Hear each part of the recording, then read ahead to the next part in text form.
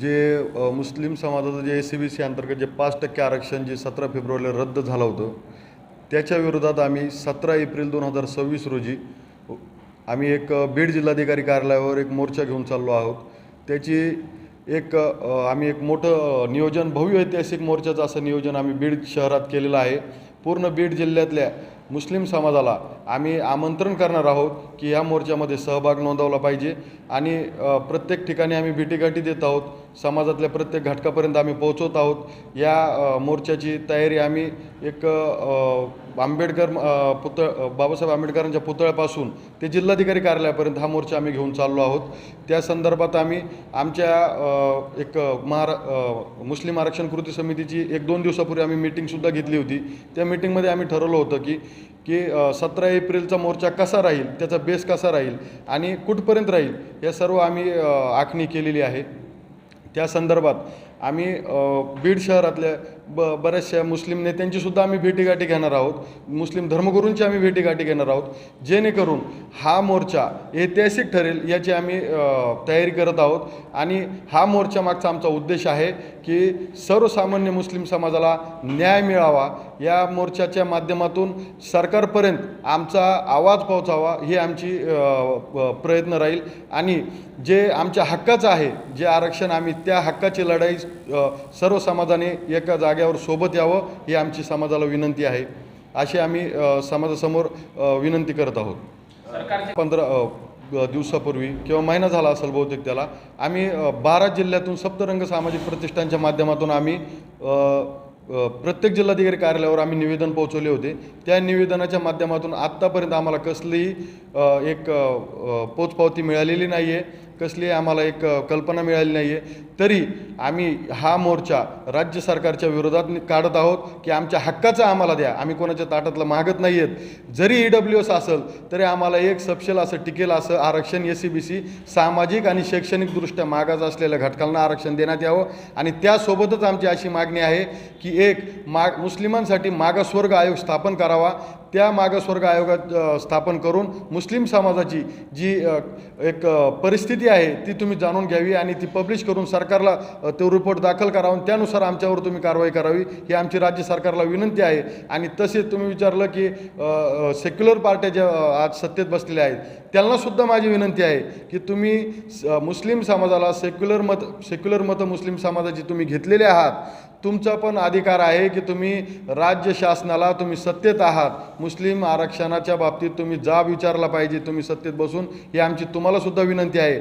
आणि एक राज्य सरकारने लक्षात घ्यावा की जर हा मुस्लिम आरक्षणाचा 17 एप्रिल रोजीचा जो मोर्चा आहे त्या मोर्चाच्या नंतर जर राज्य सरकारने काही निर्णय नाही घेतला तर तुम्ही पाहाल की आम्ही राज्यभर निदर्शने करणार आहोत. राज्यभर प्रत्येक जिल्ह्यात जाऊन आम्ही मोर्चे काढायची तयारीत आहोत. आणि राज्य सरकारने याची नोंद घ्यावी, तात्काळ दखल घ्यावी ही आमची विनंती आहे. मुंबई हायकोर्टाने एक विशेष टिप्पणी केली आहे राज्य सरकारवर की तुम्ही हे आरक्षण कोणत्या बेसिसवर रद्द केलं आहे, की आम्हाला 3 आठवड्यात तुम्ही अहवाल सादर करा, असं राज्य सरकारला मुंबई हायकोर्टाने एक सवाल विचारला आहे. आणि त्याची 4 मे अशी तारीख आहे काहीतरी असं मला कळतं आहे. परंतु आम्ही 17 एप्रिलचा मोर्चा झाल्याच्या नंतर आम्ही जर याच्यावर काही तोडगा जर निघत नसेल तर आम्ही प्रत्येक जिल्ह्यात जाऊन आम्ही मोर्चाची तयारी करणार आहोत हे राज्य सरकारला आम्ही ठणकावून सांगतोय. आणि मुस्लिम समाजाची एक सवय आहे की आमच्यात सब्र हा खूप महत्त्वाचा शब्द वापरला जातो. तर आमच्या सब्रचा तुम्ही अंत पाहू नये हे सुद्धा आम्ही राज्य सरकारला या माध्यमातून सांगतो. आणि 17 एप्रिलचा मोर्चा नक्कीच ऐतिहासिक असेल आणि या माध्यमातून आम्ही राज्य सरकारला एक धारेवर धरण्याचं काम नक्कीच करणार आहोत. याची पण सुद्धा दखल राज्य सरकारने घ्यावी. ना याच्या मागचं विशेष कारण असं आहे की आम्ही बीड हे आमचं होमटाऊन आहे. आम्ही बीडपासून बीड हा क्रांतिकारी नानासाहेब पाटलांचा जिल्हा आहे. बीड हा क्रांतिकारांचा जिल्हा आहे. बीड ही भूमी एक अनेक मातब्बर लोकांची भूमी आहे. आम्ही बीडहून सुरू करण्याचा एक उद्देश असा आहे की आमचा हा होमटाऊन आहे. आम्ही इथून जर सुरुवात जर केली तर आम्ही प्रत्येक जिल्ह्यात एक आमचं आरक्षणाचा मुद्दा हा आम्ही ही आग पेटवत राहणार आहोत, ही मशाल पेटवत राहणार आहोत. नाही, जरांगे पाटलांचा मोर्चा हा आम्ही आदरणीय मनोजदादा जरांगे पाटलांना सुद्धा आम्ही भेटीचा वेळ मागितला आहे आणि आम्ही त्यांची सुद्धा भेट घेणार आहोत.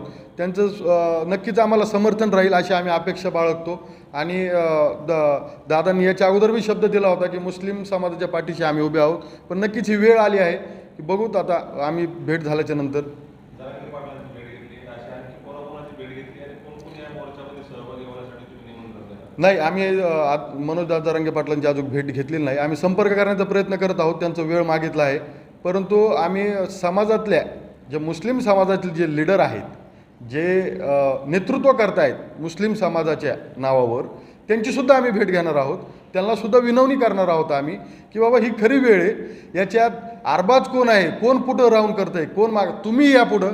आमची तुम्हाला विनवणी आहे की तुम्ही आमच्या 10 फूट पुढं राहा, आम्ही तुमच्या 10 फूट मागं राहू, पण समाजासाठी एकत्र या. जसं की मनोज दादा जरांगे पाटलांनी केलं की एक समाज म्हणून संपूर्ण समाजाला त्यांनी जागेवर आणण्याचं काम केलं. तसंच बाकीच्या आमच्या मुस्लिम नेत्यांना सुद्धा माझी विनंती आहे की तुम्ही समाजासाठी एकत्र यायला हवं.